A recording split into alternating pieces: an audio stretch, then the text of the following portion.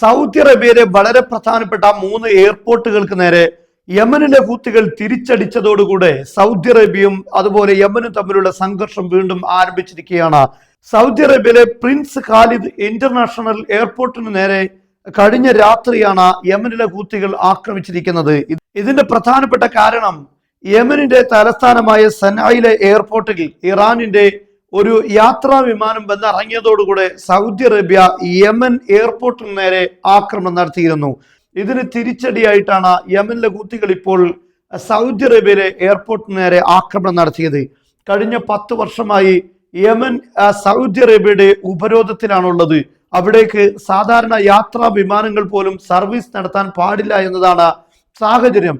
എന്നാൽ ഈ ഉപരോധത്തെ തകർത്തെറിഞ്ഞുകൊണ്ടാണ് ഇറാന്റെ യാത്രാ വിമാനം കഴിഞ്ഞ ദിവസം സന എയർപോർട്ടിൽ ലാൻഡ് ചെയ്തത്. ഈ ഉപരോധം പൂർണ്ണമായി തകർക്കണം എന്ന രീതിയിൽ തന്നെയാണ് യമനിലെ ഹൂത്തികളും അതോടൊപ്പം ഇറാനും ഇങ്ങനെ ഒരു നീക്കം നടത്താനുള്ള പ്രധാനപ്പെട്ട കാരണം.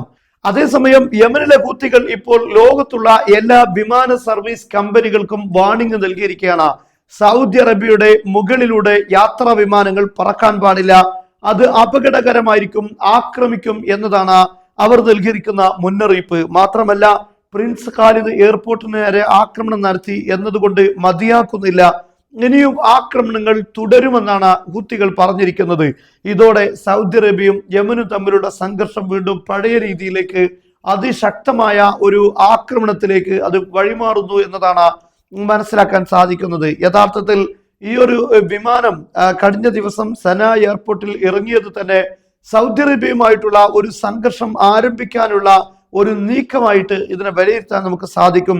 സൗദി അറേബ്യയിലുള്ള എയർബേസുകൾ അതുപോലെ തന്നെ ഇൻഫ്രാസ്ട്രക്ചറുകൾ, പ്രധാനമായും എണ്ണ ഫെസിലിറ്റികൾ, ഇതെല്ലാം ആക്രമിക്കുമെന്നാണ് ഇപ്പോൾ യമനിലെ ഹൂത്തികൾ പറഞ്ഞിരിക്കുന്നത്. അതുകൊണ്ട് യമനിനെതിരായിട്ടുള്ള എല്ലാ ഉപരോധങ്ങളും സൗദി അറേബ്യ പിൻവലിക്കുക, അല്ല എങ്കിൽ ഈ ആക്രമണങ്ങൾ നേരിടേണ്ടി വരും. അത് പിൻവലിക്കുന്നത് വരെ യമനിലെ ഹൂത്തികൾ ആക്രമണം നടത്തുമെന്നാണ് ഇപ്പോൾ യമനിലെ മിലിറ്ററി സ്പോക്സ്മാൻ യഹ്യ സരി പ്രസ്താവിച്ചിരിക്കുന്നത്. ഇതോടുകൂടെ മിഡിൽ ഈസ്റ്റിൽ സംഘർഷം വ്യാപിക്കുന്നതിന്റെ സാഹചര്യങ്ങളാണ് നമുക്ക് കാണാൻ സാധിക്കുന്നത്.